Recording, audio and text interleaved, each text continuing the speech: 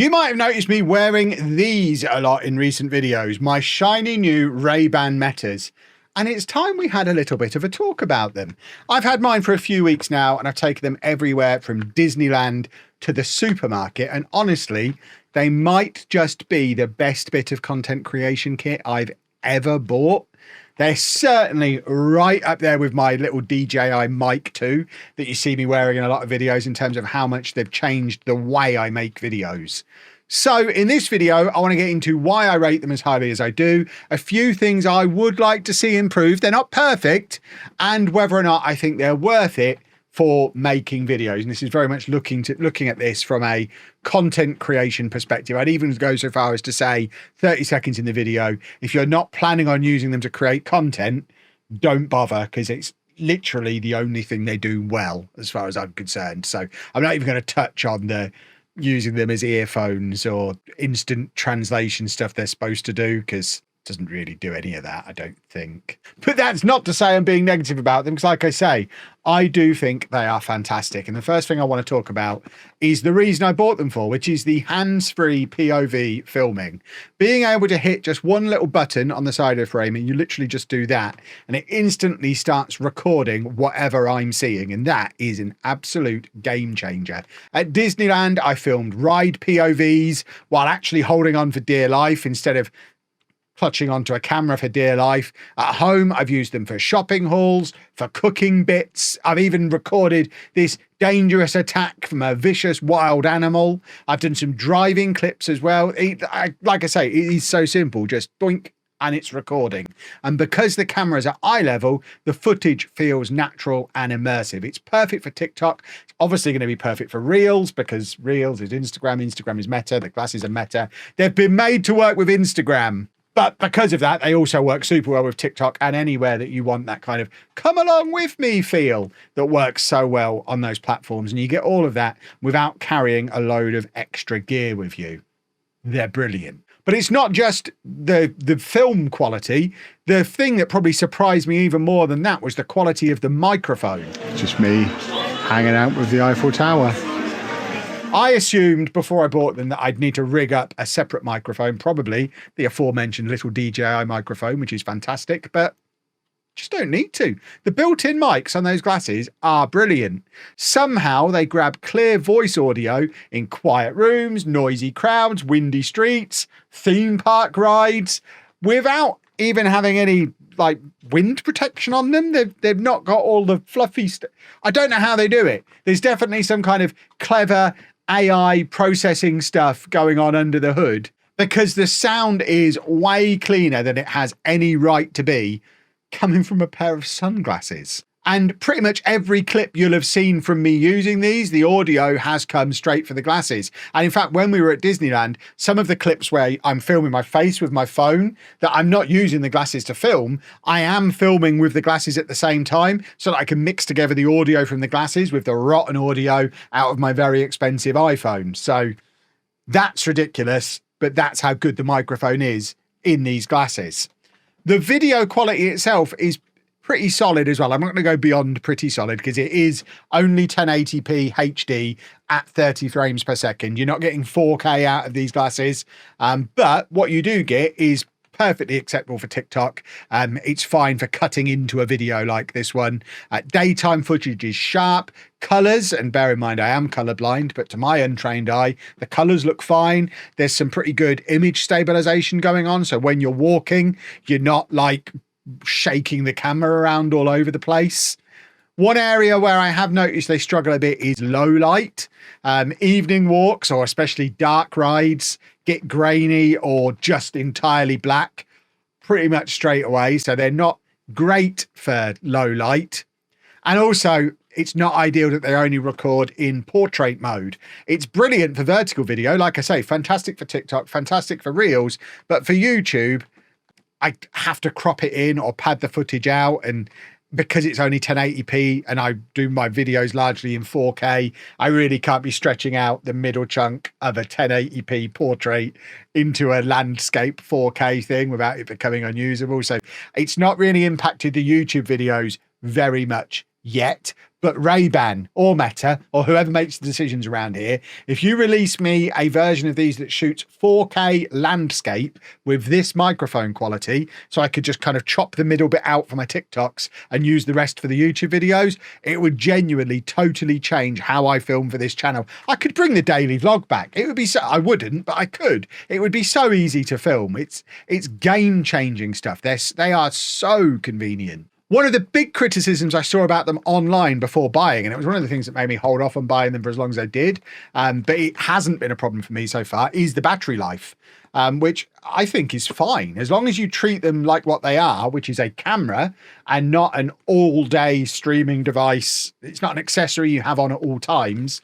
It's a piece of equipment that you get out and use when you want to use it and put it away when you're not using it. If you treat it like that, like you would a camera, they're fantastic. You get a good 3 or 4 hours of active use out of the glasses on one charge. But the case, as you can see, it's got the little light on and the little USB thing on the bottom. The case charges them up when the glasses are in there. So every time you take them off and put them back in the case, they charge up. And the case holds like 30 hours of charge.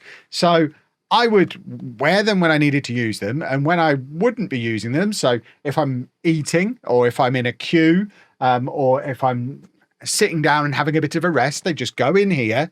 And it meant that we did like a 3-4 day Disneyland trip, including a couple of pretty long park days, where those park days in Disneyland are probably the heaviest use these glasses will ever get from me. And I never ran out of battery on them once. I think the lowest I got was about 30%. But even then I didn't stop using them consciously to put them on charge. I would just pop them in when I was queuing, pop them in when I was eating, let them charge up a little bit. And like I say, never had a problem. Battery life is not an issue for me. As long as you don't expect to be able to put them on in the morning and wear them all day and listen to music on them all day and still be able to film on them at 10 o'clock at night without ever taking them off. You're not going to be able to do that. And that's why I didn't bother getting the prescription lenses in them. A few people have asked, hey, how did you get the prescription in them? I didn't. I've been wearing them with contact lenses. And I don't think even now I would bother getting the prescription lenses because, like I say, I'm taking them off and on constantly. I guess I could put the prescription in them and then just swap glasses throughout the day and go from these to those. But that just feels like unnecessary expense when I could just as easily wear a pair of contact lenses with them and pop the glasses on when I need them, take them off when I don't. And like I say, it's been working fine. But it did come with a little insert in the original box around here somewhere. I don't know where it is. I may have lost the insert, but there was a little insert that had a QR code on that you could scan and get a list of places that can have the prescription lenses put in. So you can have the prescription lenses put in if you want to. Like I say, I'm probably not going to bother. One area that is a bit annoying, and for me, much more annoying than the battery, is actually getting the clips that you film off of the glasses. There's an app called the Meta View app, which is easy enough to transfer the clips from. You literally just, they connect via Bluetooth from your glasses to your phone, you hit import, and the clips transfer over. But if you then sync those clips from your phone to Dropbox, which is how I get all of my footage in one place, so I can access it from any of my computers, any of my devices, everything I do lives on my Dropbox, that you sync this footage to Dropbox and all the file names come out in a random order. I think it just randomly assigns file names, and then I don't know what's going on. I mean, what I do know is it's a nightmare on a long day where you've got 50 plus clips that you've got to try and put in order. Why there's no time or date stamp in the file name, I don't know. The app just kind of sorts them in order that they've been imported in, and it tends to import them in order of file size because it tries to import them all at the same time. So the smallest ones arrive first, and it's just all a bunch of nonsense. And then doubly annoyingly, the time and date stamp definitely lives in that file somewhere because I found a workaround online that I've been using. If I import the footage onto my iPhone and then airdrop it to my Mac, it keeps everything in the order that it was filmed in, so I can then rename all of the files like 1, 2, 3, put them in order that way, and then from there I can sync to my Dropbox and they stay in the right order. But if you take them straight from the camera roll on your phone and try and import them into TikTok or CapCut, they come in a random order. And there's no way around it that I can see. I suspect it's just Meta trying to force you into using the Instagram Edits app rather than CapCut or TikTok, which is really annoying, and I wish modern tech companies weren't this way. I want to make my stuff for TikTok, not Reels, but they want me to make it for Instagram, I guess. Ultimately, it's not the end of the world. Like I say, I've got a workaround for it, but in an ideal world, they do tidy up that file management so it works like any other camera, and it just comes in with either numbered file names in a logical order or with a time and date stamp on, so I can just quickly and easily get my clips in the order I filmed them in. I don't think it's an unreasonable thing to ask for, but yeah, it's just, it wouldn't be a meta product without there being an annoying quirk that they could fix but choose not to. So ultimately, my final thoughts on the Ray-Ban Metas, they're not perfect. Low light is rotten. Vertical only video is not ideal, and the file naming quirk is annoying. But even with all those negatives, the freedom they give me to capture life as it's happening is fantastic. They have breathed new life into my TikTok account I just wasn't using, but now have an easy way to use them. And they don't feel like a gimmick. It feels like a really good storytelling tool that just happens to look like a normal pair of glasses. And that is crucial. They don't look stupid like the Snapchat ones from a few years ago. And most people don't even realize that there's a camera in them, which, I mean, it is why, and I know there'll be some people with some security concerns, so let's just assuage those security concerns.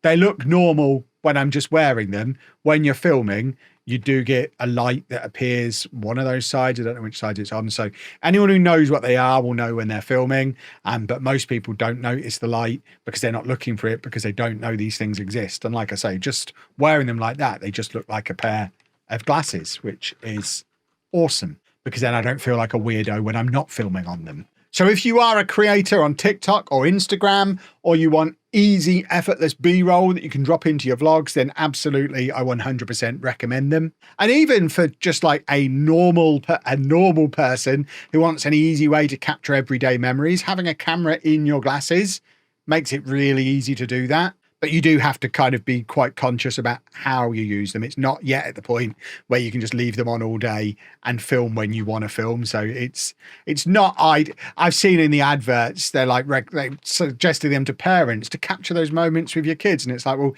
unless you know the moment is coming and you put the glasses on and you make sure they're charged, it's not quite that simple. In the time it takes to put the glasses on, you could just as easily get your phone out and capture that magical moment that way. A day will come. Just like, I mean, we had the early issues exactly the same with the Apple Watch years ago, and now this lasts 2 days on a single charge. The day will come where these things are 4K with an even better microphone and stay charged for 30 hours on a single charge, and you can just wear them all day, every day.